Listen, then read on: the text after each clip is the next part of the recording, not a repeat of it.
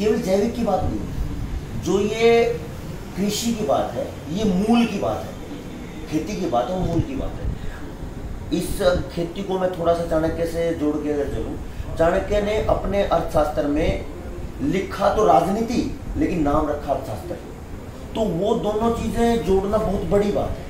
भाई आपने पूरी पुस्तक तो पैसे पे लिखी है, कहाँ से कैसे लेन देन होना चाहिए, क्या व्यवहार होना चाहिए, अर्थ का कैसे बंटवारा होना चाहिए, समाज कैसे चलना चाहिए, लेकिन जब उसकी जीत देखते हैं उसके ऊपर लिखा है अर्थशास्त्र, नीचे राजनीति की बात कह के ऊपर अर्थशास्त्र लिख दिया। तो दोनों चीजें जब उसको समझा जाता है तो वहां से निकल के आती है। और जहां अर्थ की बात होती है तो वहां सामाजिक व्यवस्था की बात होती है। तो जब सामाजिक व्यवस्था की बात होती है वहां उसके मूल में चाणक्य ने भी हजारों साल पहले खेती को रखा। तो खेती का मतलब ये निकला कि खेती मूल में है, खेती से आपकी रसोई है, खेती से आपका स्वास्थ्य है, खेती से आपका पशुपालन है और खेती से आपका समाज है। तो केवल जैविक ना कह के ये एक समाज के मूल और मौलिक ढांचे की बात है जिस पे हमने काम करना शुरू किया। तो इसमें क्या है, आगे किस तरह से रहेंगी चीजें? इसमें जो जैसे हम पिछले 40-50 साल से देख रहे हैं और उस 50 साल की जैसे जैसे हम उत्तरोत्तर बढ़ रहे हैं, देखा जाए तो 2009 में मनमोहन सिंह प्रधानमंत्री थे, उन्होंने बड़े मन से ये बोला कि भाई भारत के 43% बच्चे कुपोषण में है। उस टाइम में कॉलेज में पढ़ता था, जब युवा है और वो इस टाइप की बातें देखता है तो बड़ा दर्द होता है कि अच्छा लगभग 50% बच्चा जिस देश का कुपोषित हो, उस देश का अगला प्रधानमंत्री ये कहता है कि ये युवाओं का देश है। तो भद्दा मजाक लगता था मेरे जैसे किसी युवा को। तो 2009 में वो समझ लिया कि भाई देश की परिस्थितियां तो भयानक होने वाली हैं, जो लगभग 43% जो बच्चा है आने वाले समाज का युवा भविष्य है वो कुपोषित है। कुदरती ही ध्यान इस तरफ रहता है। तो 2015 में आते आते जुलाई 2015 में एक खबर छपी कि भारत का लगभग 63% बच्चा 0 से 5 साल तक का कुपोषित है। जो मेरी उम्मीद 50% वो तो 63 हो गई। और जो 57% कुपोषण है वो 15 साल तक का है, 5 से 15, और 15 से 19 जो जवानी है, जो कभी 5-7 साल पहले जो बचपन था, वो लगभग 53% कुपोषित। उस खबर को देख के तो दिमाग हिल जाता है कि भाई ऐसी स्थिति, और फिर हमारा देश का प्रधानमंत्री कहता है कि युवाओं का देश, ऐसा देश वैसा देश। वो सारे हवा के बुलबुले हैं, पानी के बुलबुले हैं। तीसरी कड़ी ये निकल के आई, जो ये झरोना की बात हो रही है और जो ये फालतू की नकली महाडैशमारी की बात हो रही है, उसमें ये निकल के आया 2020 में कि भारत का 30% युवा नपुंसक है और बांझ है। और ये जो खबरें हैं, ये धरातल की जो बातें हैं, ये किसी भी युवा के लिए, किसी भी सामाजिक चिंतक के लिए सही नहीं है, बहुत भयावह है। मैं जब से इस पिछले 50-60 साल से 100-150 साल का या पिछला इतिहास जब खोज रहे हैं, तो मैं इसको ज़्यादा लंबी दूरी पे लेके ना जाने की बजाय पिछले 30-40 साल से बात करते हैं। तो वो ये है कि लगभग आज आप जैसे मेरे से बात कर रहे हो, आप खेतों में निकलिए, हम इकट्ठे निकलेंगे, आप 1000, 2000, लाखों किसानों से बात करिए कि आपके घर का अनाज का बीज है, नहीं है, सब्जियों के बीज आपके घर के नहीं है, दालों के नहीं है, अच्छा फलों के नहीं है, कोई भी बीज अपना नहीं है। तो इसका मतलब टोटल मार्केट का है। दूसरा, अच्छा पशुओं के बीज आर्टिफिशियल इंसेमिनेशन है, कृत्रिम गर्भाधान होता है, ना हमारे पास सांड बचे, ना हमारे पास जोटे बचे। तो कुल मिला के जो डॉक्टर आते हैं, जो वेटरनरी डॉक्टर आते हैं, वो इंजेक्शन लगा के चले जाते हैं, कृत्रिम गर्भाधान। दूसरी स्थिति, आज हमारे पास गाय भैंस नहीं है, अपना कुछ नहीं है, तो हमारी वो जो आयुर्वेद का जो रसोई का और खेती का बीज का पार्ट था वो खत्म। खेती के बीज खत्म हो गए तो खेती वैसे खत्म हो गई, और खेती के बीज का जो पार्ट है वो वैसे खत्म हो गया। तीसरी बात, आखिरकार मेरा स्वास्थ्य है, आपका स्वास्थ्य है तो खेती से और दूध से, यानी पशुओं से। अब वो चीजें हमने खो दी हैं, वो सारा आर्टिफिशियल इंसेमिनेशन है। अब जो तीसरी बात है, आप गोहाना में हो, गोहाना में देखो, छोटा शहर है, उस हिसाब से आप सर्च करना, फिर रोहतक में देखो, एनसीआर में देखो, ट्राई सिटी में देखो, और मुंबई की अगर बात करोगे, मैं रह के आया हूँ, तो तबाही है। तबाही किस चीज़ की है कि पिछले केवल 15 साल में और लगभग पिछले 10 साल में IVF सेंटर खुलने की जो स्पीड है वो कई गुना है, वो भी फर्टिलाइजेशन। सीधी सी बात है, नपुंसक हो लिए हैं। मैं वही कह रहा हूँ कि जो प्रधानमंत्री बड़े मंच से लाल किले की जागीर से ये कहता है कि देश की समस्या ये है, इससे निकलेंगे। उसके बाद अब बड़े बड़े अखबार कहते हैं कि इतना ज़्यादा कुपोषण है, और 2020 की खबरें कहती हैं कि 30% बांझपन है। वो रिजल्ट ये आ रहा है कि एक तरफ बर्बादी समाज के, दूसरी तरफ उसका जो रिजल्ट है वो व्यापार है। और वो व्यापार क्या है? वो आर्टिफिशियल इंसेमिनेशन। जैसे टीकाकरण से पशुओं को गर्भाधान किया जा रहा है, वैसे ही आने वाला जो समाज है और अभी जो चल रहा है, वो हमारे समाज की जो माँ बेटियां हैं, बहनें हैं, वो भी कृत्रिम गर्भाधान की तरफ जाना मजबूरी है, क्योंकि बच्चे पैदा नहीं हो रहे। अब ऐसी स्थिति में ना पशुओं के बीज है, ना खेती के बीज है, ना मानव बीज है, तो क्या किया जाए? तो ये बात लगभग 10-12 साल से समझ आई थी। उस पे जैविक खेती का निचोड़ ये है कि जो हमारा मूल था कि भाई हम बिना जहर का खाएं, बिना केमिकल का हम पैदा करें, बिना केमिकल का हम दूसरों को दें, दूध हो तो वो हमारा अच्छा हो। और थोड़ा सा पीछे जाओगे, आप अपने पिताजी को देखो, अगर दादाजी जिंदा है भाग्य से तो दादाजी को देखो, परदादा को तो हम नहीं देख पा रहे। लेकिन इन 3 पीढ़ी में हम अंतर करेंगे कि दादा के स्वास्थ्य की स्थिति क्या है, वो शायद 6 फीट के होंगे, इतने चौड़ी छाती होगी। उससे आगे पिताजी की स्थिति क्या और हमारी स्थिति क्या है। माँ देखो, दादी को देखो, और तीसरी पीढ़ी में आज की जो बहुएं हैं या बच्चे हैं या लड़कियां, उनको देखो। वो जो हालत है, जो मैं इसमें जुड़ा तो लगभग बहुत सी बुढ़ी औरतों से मिला। वो ये कहते थे कि भाई ऐसा था, इतनी जान होती थी, खेत में जा रहे, बच्चा हो गया, उठा के ले आई इधर। इस हद तक खेत में काम कर रही है, बच्चा वहीं हो गया, वहीं से उठा के गोदी में आ गई। और आज बिना पेट काटे कुछ हो ही नहीं रहा। आज मैक्सिमम सिजेरियन है, या तो बच्चे नहीं हो रहे, और जो बच्चे हो रहे हैं तो 9 महीने के लिए बेड रेस्ट, और वो एक व्यापार का केंद्र बना दिया गया कि 9 महीने बाद इसको 50-60 हज़ार रुपये, और बच्चा अगर कमजोर है या उसको कुछ गड़बड़ है तो लाखों रुपये वहीं से सेट कर देना है पहले दिन से। जैसे ही बच्चा कंसीव होता है, वहां से अगली डिलीवरी तक उसका सिस्टम सेट है। तो जिस समाज का प्रजनन का जो केंद्र है वो इतना सरल था कि दाई आई, उसने 5 मिनट में बच्चा करवाया, और दाई भी नहीं है तो खेतों में बच्चे पैदा हो गए, माँ उठा के ले आई। ऐसी स्थिति से आज हम कहाँ पहुंच गए कि भाई बच्चा हो नहीं रहा, हो रहा है तो वो भी सिजेरियन हो रहा है। तो इस कंडीशन में आज जरूरत है कि हम इस खेत को, भोजन को, रसोई को जहर से बाहर निकालें और उसी पर सुनील जी, बहुत बड़ी बात आपने कही है कि जहर से बाहर निकालना है, लेकिन वो लोग क्या करें जिनके पास ज़मीन नहीं है? वो तो कह सकते हैं कि डिपेंड रहते हैं एक चीज़ों पे, मंडी जाएंगे, वहाँ से चीज़ लेके आएंगे। अब वो कैसे सुनिश्चित करें कि वो क्या खा रहे हैं, किस तरह से खा रहे हैं? देखो, कई साथी बहुत अच्छा शब्द बोलते हैं, और वो उनकी जो टैगलाइन है ना, वो बहुत कमाल की है। वो टैगलाइन ये है कि भाई आप साल भर में डॉक्टर को कितना देखते हो, बीमारियां कितनी है। आज आप चारों तरफ समाज को चेक करो, समाज में हमें पता चलेगा कि कोई भी परिवार ऐसा नहीं जिसमें 2-4 बीमार नहीं है, छोटी बीमारी से लेके बड़ी बीमारी। मैं उनको इस तरीके से चर्चा करता हूं कि भाई आप अपने साल भर का ये चेक करिए कि आपका जो पैसा है कमाई का, कितना प्रतिशत हिस्सा आपने डॉक्टर को दिया, और वो बहुत मोटा हिस्सा है, सबको पता है। तो वो हिस्सा वहां से स्विच करिए और ये बोलिए कि हमें फैमिली फार्म, डॉक्टर नहीं चाहिए, हम अभी फैमिली फार्मर की तरफ जाएंगे। आप अपने घर से निकलिए, क्लिनिक जाने की बजाय खेत में जाइए, और किसान को बोलिए भाई देख, पहले ले, टाइम से पहले ले।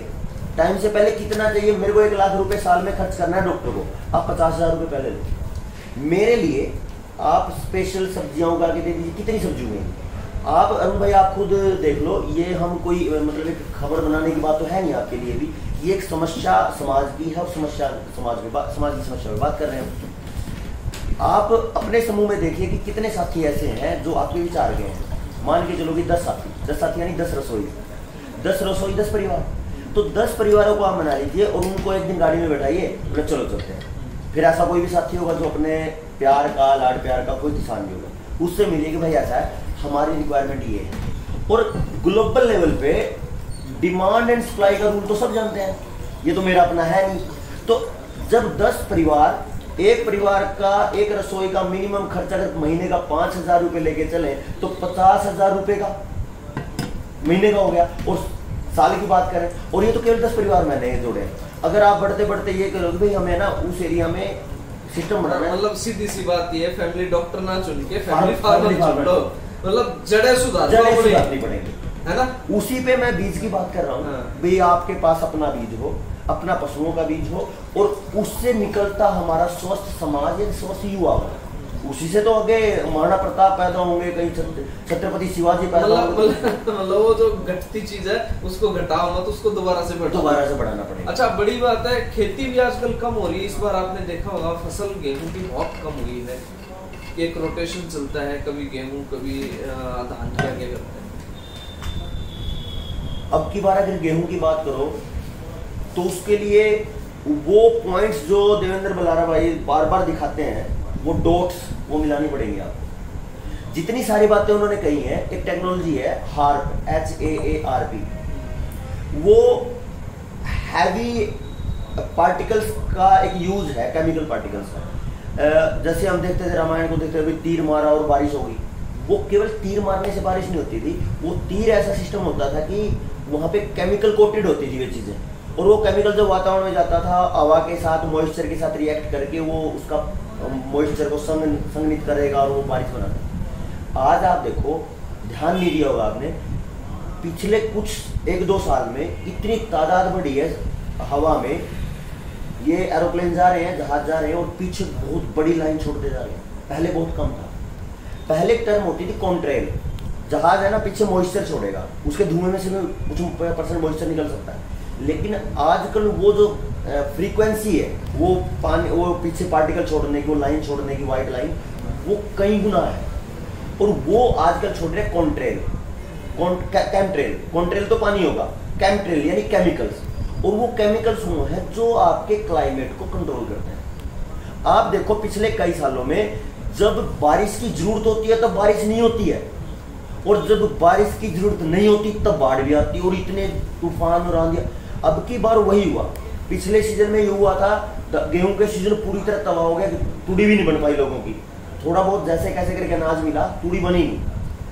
अब की बार होली तक बहुत अच्छा मौसम था, होली के बाद एकदम गर्मी आई, और जो दाना पूरा मोटा होना था एकदम चिपक गया। आप मार्केट चेक करना, मार्केट एनालिसिस करना, लोगों के पास जाके, घरों में जाके, जो नॉर्मल साइज गेहूं का होना चाहिए था उसका 70% आना है।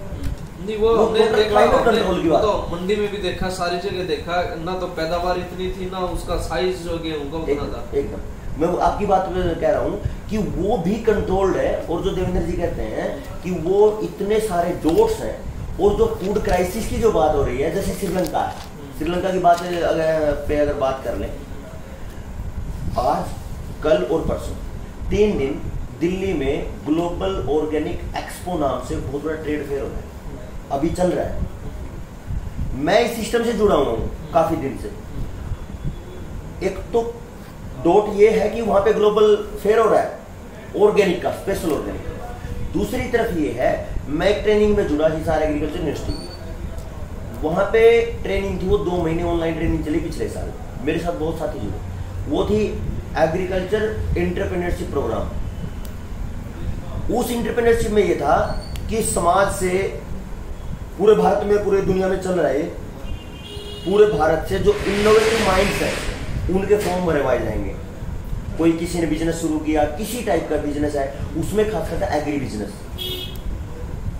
एक शंका जो दिमाग में हमेशा उठती है कि जिस खेती को पहले समाज में बेकार समझा के और लोगों को खेती से तोड़ दिया गया, अब पिछले 5-7 साल में ऐसा खेती में क्या आ गया कि ग्लोबल लेवल पे एग्री बिजनेस की बात हो रही है, और एग्री बिजनेस सॉल्यूशंस के नाम पे, एग्री बिजनेस एंटरप्रेन्योरशिप के नाम पे लोगों को फंडिंग की जा रही है। अगर आप इनिशियल स्टेज में हो या आइडिया स्टेज में हो तो 5 लाख की फंडिंग है। अगर आप ग्रोविंग और कंप्लीटेड स्टेज में, रनिंग स्टेज में हो बिजनेस की, तो 25 लाख की फंडिंग है, और उसको वापस कुछ नहीं करना। और अगर वो चल पड़ता है तो फिर 20-20 करोड़ की फंडिंग है। कारण ये है कि वो सारा का सारा जो सिस्टम है वो सेंट्रलाइज किया जाएगा, और उस सेंट्रलाइज सिस्टम को कहाँ जोड़ा जाएगा? जैसे अडानी के साइलो जगह जगह बन रहे हैं, जैसे अंबानी ने जगह जगह सुपर मॉल खोलना शुरू कर दिया, गोवाना में भी खुल गया होगा, छोटे छोटे शहरों में खुल रहा है, और वो इतने बड़े लेवल पे इन्वेस्टमेंट करेंगे कि वो बहुत सस्ता बेचेंगे, और जब सस्ता बेचेंगे तो बराबर का दुकानदार ठप होने वाला है, उसको कोई नहीं रोक सकता। क्योंकि एक आदमी 5 क्विंटल सामान ले और एक आदमी 1 पीस ले तो 1 पीस तो महंगा पड़ने वाला है, और जो 5 क्विंटल लेगा तो वो सस्ता पड़ेगा। तो 5 क्विंटल वाला अपना मार्जिन काट के बेचेगा तो भी 1 पीस वाले से सस्ता बेचे। हजारों करोड़ माफ भी तो होता है साथ में। होंगे फिर वहां से निकलता है एक बहुत बड़ा गेम। अभी पिछले 10-12 साल से एक विचार चेंज हुआ है ग्लोबल लेवल पे, और जो ये कोरोना की जो समस्या आई उससे तो और बड़े लेवल पे वैश्विक स्तर पे चेंज आया। क्या चेंज आया है कि भाई जो व्यवस्था चल रही है, जो रास्ता लोगों ने पकड़ा है वो सही नहीं है। हम केमिकल्स खा रहे हैं, दवाइयों में केमिकल्स हैं, भाई पानी में केमिकल है, दूध में केमिकल है, फलों में, सब्जियों में, सब जगह केमिकल। अब इससे बाहर आना चाहिए, और इसी के रिजल्ट से निकल के बहुत कुछ है। हर्बल की तरफ लोग बढ़े, लोगों ने तो कंपनियां भी बना दी, लेकिन वो अलग बात है। हर्बल के नाम पे लोग स्विच किए हैं, मूव कर रहे हैं अभी ऑर्गेनिक की तरफ। अब जो बड़े बड़े माफिया रॉकफेलर जैसे, जिनका टोटल काम ही हरित क्रांति के बाद खिला देना है केमिकल, टोटल केमिकल हमारे शरीर में, चाहे दवाइयों का आया चाहे खेत का, वो रॉकफेलर ने खिलाया, उसके बाद बिल गेट्स ने खिलाया, वो सब उन्हीं की वो कंपनियां हैं। जो कंपनियां ऑर्गेनिक आने के कारण बर्बाद होंगी, क्योंकि अगर सब गाय के गोबर की खाद पे आ गए तो वो तो ठप हो जाएंगे। तो उनको ये लगा कि ये तो खेल हो गया तुम्हारे साथ और तुम्हारी तो बर्बादी क्या है। तो उन्होंने सबसे छोटे देश को पकड़ा। उसका क्या फायदा हुआ? ना तो उनको नुकसान हुआ, क्योंकि भारत को पकड़ेंगे एक्सपेरिमेंट के लिए तो तबाह हो जाएंगे। उन्होंने पकड़ा हरियाणा से भी छोटे देश को, श्रीलंका को, और श्रीलंका को ऐसे तैयार किया कि भाई आप है ना एकदम ऑर्गेनिक कर दो। और ऑर्गेनिक करने का मतलब लोगों को इस बेवकूफी में फंसा दिया कि आप केमिकल छोड़ दो तो ऑर्गेनिक हो गया। अब मैं आपसे एक सवाल करता हूं, मुझे भूख लगी है, अब मुझे बोल रहे है ना रोटी में तो खराब चीज आ रही है तो रोटी छोड़ दे। अगर मेरी समझदारी होगी तो मैं बोलूंगा रोटी छोड़ के मैं फल खाऊंगा, फिर तो मैं बचा रहूंगा। और अगर मैं रोटी भी छोड़ दूं, दूसरा मटेरियल मुझे विकल्प में मिले नहीं तो भूखा मरूंगा। एग्जैक्टली श्रीलंका के साथ यही हुआ। श्रीलंका में हुआ ये, उन्होंने केमिकल तो छुड़वा दिया और उसकी प्रिपरेशन, उसकी प्लानिंग, उसकी कुछ भी वो दिया ही नहीं। और जैसे ही वो जो जमीन को आदत थी केमिकल की वो तो हटा दी और दूसरा उसका विकल्प मिला नहीं, तो उसको खेती में तो नुकसान हो रहा था क्योंकि खेती को आदत हो चुकी थी। तो उनका जो प्रोडक्शन था एकदम डाउन आया, और डाउन आते ही उन्होंने वो फैला दिया कि food crisis, food crisis, food crisis. जबकि इसका उल्टा है। मैं जितने भी साथी दर्शक देखेंगे, मैं आप सबसे एक निवेदन करना चाहता हूँ कि आपको मैं यकीन दिलाता हूँ, अभी समय है, 1 महीने 1.5 महीने बाद अगली फसल लगने वाली है। पहली बार पूरी पैदावार बिना एक केमिकल के दाने के। मैं आपकी जिम्मेदारी लेता हूँ एक शर्त के साथ कि जैसे मैं आपको बताऊं वैसा आपको करना पड़े। तो ऐसा क्या है कि भी बिना केमिकल के पहली बार में और पूरी पैदावार आ जाती है, तो किसान का तो सब समाधान हो गया। किसान को सबसे बड़ी समस्या की पैदावार घट ना जाए, खर्चा ना बढ़े। बड़ी बात है सुनील जी, उस फूड क्राइसिस से भी बच सकते हैं। वही परिणाम है कि फूड क्राइसिस एक सोची समझी चाल का शब्द है। उससे बचना कैसे? उससे बचने का एक ही तरीका है कि आप ऐसी पद्धति लेके आओ कि केमिकल को आप हटाओ और पहली बार पूरी पैदावार कैसे आए इस पे एक विचार हो। बल्कि मैं तो आपकी फॉलोइंग काफी अच्छी है। एक दिन ऐसा भी कर सकते हैं कि टाइम ने एक तरीका, उस तरीके पे डिटेल में बात करें ताकि लोगों को ये विश्वास हो कि ये बात सही है। चाहे हमें मान के चलो मैं क्लास ले रहा हूँ और आपको वो क्लास ही लाइव करनी पड़ जाए, क्या दिक्कत है? हाँ, बिल्कुल, कोई नहीं। क्योंकि समाज का काम है और मीडिया का काम समाज ही है। तो समाज अगर उठ रहा है तो एक दिन लाइव क्लास करेंगे, हम खेती पे बात करेंगे, एजुकेशन पे देवेंद्र जी बात करते हैं, एजुकेशन पे बात करेंगे, क्या समस्याएं आती है आयुर्वेद की बात करेंगे। और मुख्य तौर पे जो जनता सरकार मोर्चा हमने मिल के बनाया है सभी साथियों ने, उनका एक ही कारण है, एक ही विचार है, ना तो कोई प्रधानगी के लिए परेशान रहेगा कि भाई मैं प्रधान, भाई सब अपने काम पे लगे रहो। एक नेशनल इंटरनेशनल कोज है, ह्यूमैनिटी के लिए कोज है, उस पर हम काम करेंगे। आपके पास जो स्पेशलाइजेशन है आप उस पर अपना योगदान देते रहो। मेरे पास खेती की समझ है, मैं खेती की बात करूंगा, देवेंद्र जी के पास शिक्षा की हो शिक्षा ही करेंगे, जिसके पास जो वो देता रहेगा। अभी जो खाली पड़ी है जमीनें उसको बता दो। और सबसे बड़ी बात यह है कि जो अगला 1 महीना है वो क्रिटिकल है। 1 महीना आपकी जिंदगी, नहीं तो 1 साल बाद बात चली जाएगी। और 1 साल में तो ये बहुत कुछ प्लान कर चुके हैं। जून में भी लोग डैश डाउन करने वाले हैं सारा।